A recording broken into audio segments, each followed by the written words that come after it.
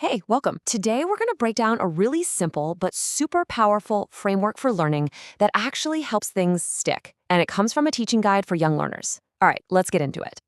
You know the feeling, right? We've all been there. You cram a bunch of new words for a test, you totally ace it, and then, like a week later, poof, they're just gone. So the real question is, how do you go from just remembering something for a little while to actually owning it? Well, the guide we're looking at today has a really smart solution. It says you should treat a new word less like a fact to be memorized and more like a tool that you need to start using right away. And it's all built around this simple daily practice. So here's the magic formula. One word, one day, one skill. That's it. It's so powerful because it's so simple. Instead of trying to drink from a fire hose, learning a huge list of things, you focus all your energy on mastering just one little thing through one specific action. So what does this actually look like in a classroom? We're about to see how this whole framework targets the 4 big language skills. Let's start with the first one, listening. Okay, so our first word is diligent. It just means you're hardworking and you're careful about what you do. And for today, the only skill we care about is listening. The activity is it's wonderfully simple. The teacher reads these sentences out loud, and the students just have to clap whenever they hear the word diligent. See, it's not a boring lecture. It's a physical task. It gets you involved and connects the sound of the word to how it's used. All right, next up. Now, the framework is going to help us build the skill of speaking, and the word for that is resilient, which is all about being able to bounce back when things get tough. So the activity is a little game. Everyone finishes the sentence, I was resilient when. And this sample answer is perfect. It's not just a definition, it's a little story. It makes you connect this big idea of resilience to something real in your own life, which makes it so much easier to remember. Okay, now we're going to switch gears and target our third core skill, which is writing. And we're going to do it with the word meticulous. This just means you pay super close attention to the little details. And the task? So direct.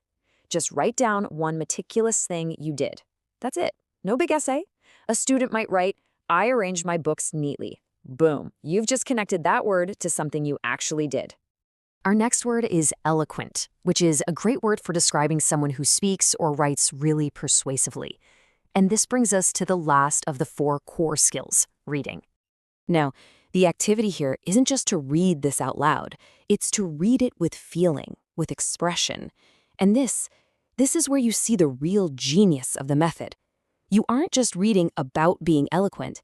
You are literally practicing the act of being eloquent. You get to feel what the word means. Now, this method isn't just for simple adjectives.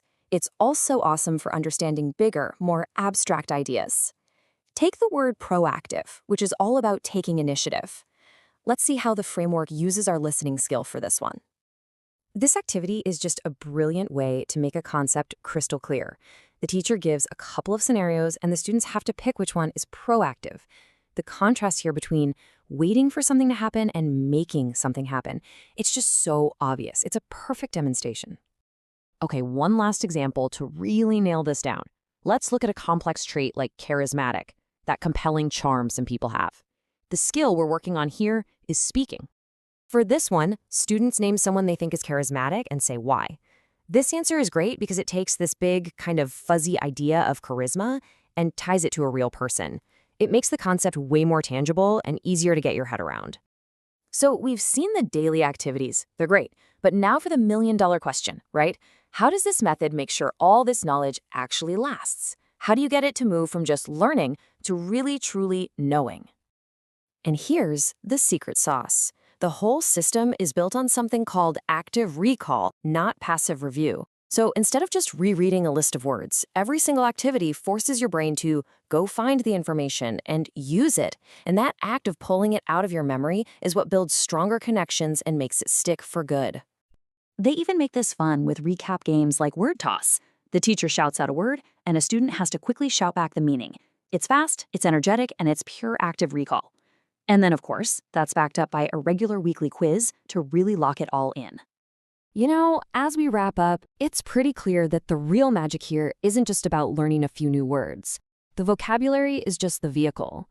The real lesson is the method itself. It all boils down to these 4 things.